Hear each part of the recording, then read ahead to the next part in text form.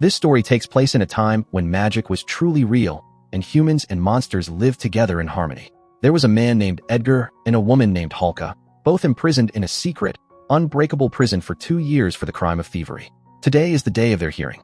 It will be decided whether their sentence will be lifted or extended by a year. The council begins their hearing, but Chancellor Jonathan is delayed, so Edgar grows anxious. He had pinned his hopes for release not only on himself, but on Halka too. Under pressure from the council, Edgar proceeds without Jonathan and tells his story. Before I became a thief, I was a harper, a member of the detectives organization. New harpers took oaths at the Harper Book. My duty was to capture bandits to maintain peace. He continues, I was happy with my wife and our daughter Kira. But when I captured one of the Red Magi, their members attacked our village to avenge him. They killed my wife, but she sacrificed herself to save our daughter. Devastated, I left the Magi's order and, along with Halka, who is a barbarian warrior, we began raising Kira. When survival became impossible, we turned to theft. He elaborates. We were influenced by Simon, a con man who used magic as his facade. One day, a sorceress named Sofin came to us for help. She wanted to steal some items from the secret Korean vault called the Keep, which held all confiscated treasures. Only a harper could open the vault, so she came to me. I refused, but then Forge told me about the Tablet of Reawakening, a one-use artifact that could resurrect the dead. Hallucinating the thought of bringing back my wife, I agreed. Sofin retrieved certain items, but as Edgar grabbed the tablet, the guards arrived. Sofin froze time with her magic, trapping Edgar and Halka in place. Edgar gave the tablet to Forge and asked him to protect Kira before all three were captured. Upon hearing this, the council prepared to grant them a reprieve. At that moment, Chancellor Jonathan arrives. Edgar and Halka are seized by guards, but they break a window and escape.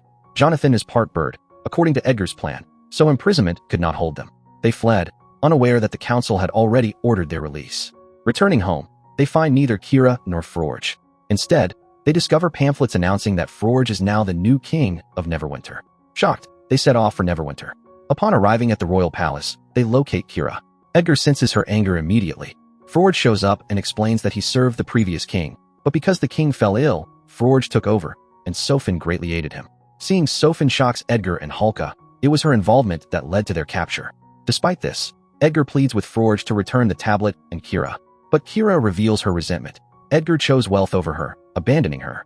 Edgar explains that he stole to get the tablet to resurrect her mother, manipulated by Forge. Forge then shows Kira the escape pamphlet, enraging her. He reveals that he and Sofin deliberately had Edgar captured and orders his soldiers to behead them. At the execution moment, Halka ingeniously blocks the blow with a stone and kills the soldiers, escaping with Edgar. Meanwhile, Forge tells Kira that Edgar and Halka left without her, and Kira's eyes well up. Edgar begins making plans to rescue her. He must re-enter the palace to retrieve both the tablet and his daughter. To do that, he needs a team. They go to Simon, who distracts the crowd with sleight-of-hand magic while secretly stealing from them. Upon seeing Edgar and Halka, Simon's trick backfires, exposing his theft. Still, he helps them escape. Simon reveals that after he stole from the Korean vault, Sofin and Forge tried to kill him, but he escaped. Hearing this, Edgar says they need a druid to infiltrate the palace. Druids can transform into any animal silently to complete their mission. Simon introduces them to Derek, a druidess who can take the form of an owl or a bear. Derek saves an elf from Forge soldiers, leading Edgar and Halka to her. Edgar explains their aim to overthrow Forge. Derek reveals they had plotted and failed before. Forge's ascendancy threatened their home, burning forests and destroying houses. Derek agrees to help, transforming into a fly to scout the keep and locate the magical protections. Inside, Sofin senses Derek. To avoid capture, Derek transforms rapidly, from mouse to hawk to deer, and barely escapes. She returns with valuable intelligence. The keep is sealed with the strongest magical lock ever, called the Morden Cannon. Simon explains only the world's most powerful wizard can open it, but if they find the magical helmet, one that can neutralize all magic, they can bypass the seal. But its whereabouts are unknown. Edgar reassures Derek that they will find it. Simon says that whoever wields the helmet must bond with it, a power he cannot handle. Then Halka interjects. Ages ago, her ancestors fought dragons and possessed the helmet. Perhaps they can discover its location from their remains, but they are buried and turned to skeletal remains. Simon says he has a talisman that enables them to summon the dead and question them, then return them to their graves. So they set off for the graveyard. Along the way, Halka stops by her ex-husband's home, under the pretext of retrieving some belongings. There, she learns he remarried a year ago. Enraged, she retrieves her staff and returns. Halka is furious because she was exiled from her tribe due to her marriage. They all reach the graveyard at night. They open one grave, and Simon explains that after awakening the corpse, they can only ask it 5 questions. After that, it will die again and never come back to life. So, in search of answers, they open one grave after another. In the end, they discover that the helmet was taken by a thing named Zinc. As soon as Zinc's name comes up, Edgen becomes disheartened because, in his eyes, they are killers and never good people.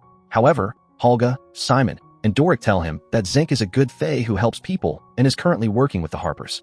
So they all go to meet him and ask him about the helmet. Zinc refuses to tell them anything at first, but Simon explains that they have to defeat Forge and his accomplice, Safina, who is a member of the Red Wizards. Hearing this, Zinc takes them all to his home and says that if Safina is working with a common man, her motive must be something else. Centuries ago, Safina's king had attended a feast with different rulers, but her plan was to overthrow them all and become the emperor herself.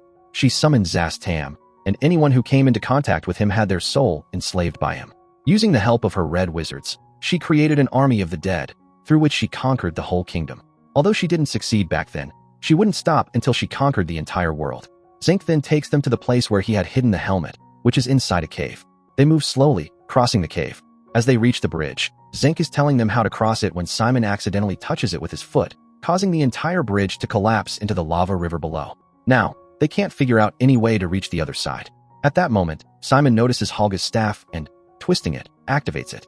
Actually, the staff could create a portal within 500 meters, allowing easy passage from one place to another. Using it, Simon takes everyone to the other side.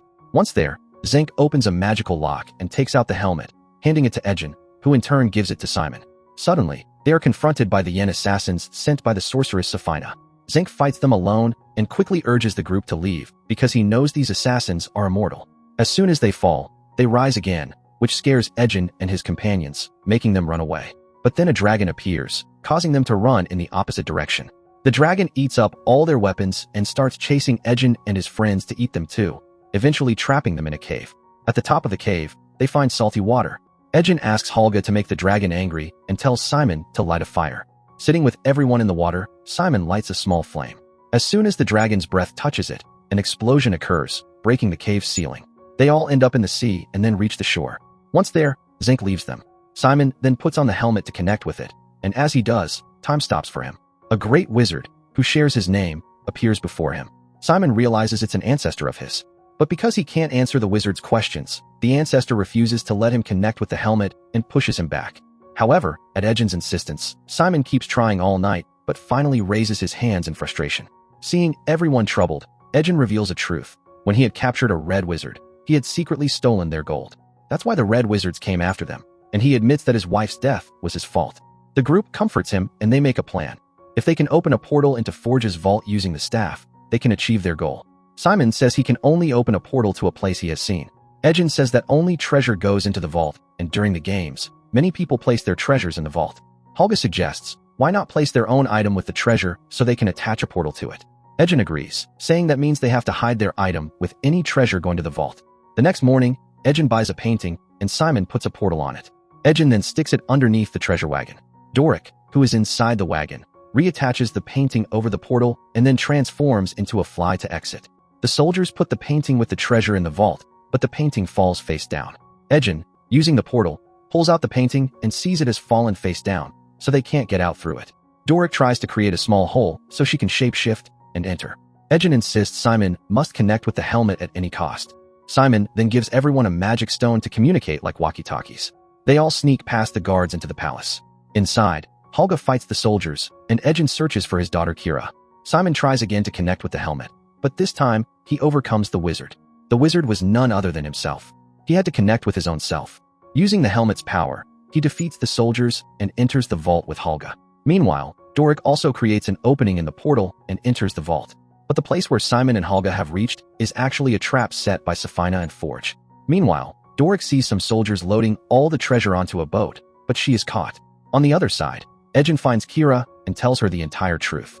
However, the Kira before him is actually the sorceress in disguise. Before Forge can kill Edgen, he says to let him participate in the games because if he has to die, he'd rather die fighting.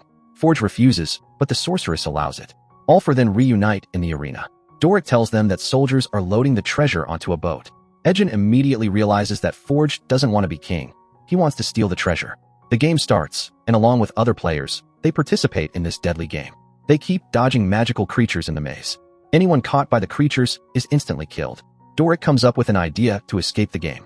Before the creature can attack them, Doric jumps with everyone into a gelatinous cube, transforms into a snake to get across, and pulls everyone along with her. They reach directly below the arena. They get to the boat with the treasure before Forge arrives. When Forge arrives, Ejin tells Kira the whole truth. Trapped, Forge grabs Kira and threatens her with a knife to get everyone off the boat. Holga throws a potato at him, freeing Kira, and they all take the boat and sail away. As they leave, black clouds start gathering over Neverwinter. Seeing this, Ejin tells everyone that the sorceress plans to let Zastam take over Neverwinter, which will kill many people. They realize that the sorceress used the games as an excuse to gather thousands of people there. So, they turn the boat around and open a portal from Forge's air balloon to the treasure-filled boat, causing the treasure to spill onto the streets of Neverwinter. As the treasure rains down, the people in the arena rush out to grab it, emptying the arena. Seeing the empty arena, the sorceress becomes furious and attacks them all. They fight back fiercely. Just as the sorceress is about to lose, she casts a spell to stop time and advances to kill Ejin. But Simon had already neutralized her spell. At that moment, Kira slaps magical handcuffs on the sorceress's wrists that neutralize her magic. Doric, transformed into a mix of an owl and a bear, beats up the sorceress severely. But in the fight, Holga is fatally stabbed with a poisoned dagger and dies. Seeing her dead, Kira cries a lot. Ejin recalls all his old memories, where Holga had taken care of Kira like her own mother. So he changes his mind and uses the Tablet of Reawakening to bring Holga back to life. Everyone is overjoyed to see her alive. Meanwhile, Zenk captures Forge and throws him in the same prison cell from which Ejin and Holga had escaped. As Safina's spell fades, the king of Neverwinter regains consciousness and rewards them all with treasures. Forge tries to escape from the prison the same way Ejin had, but this time the window is sealed, so he can't escape. And this is where the story ends.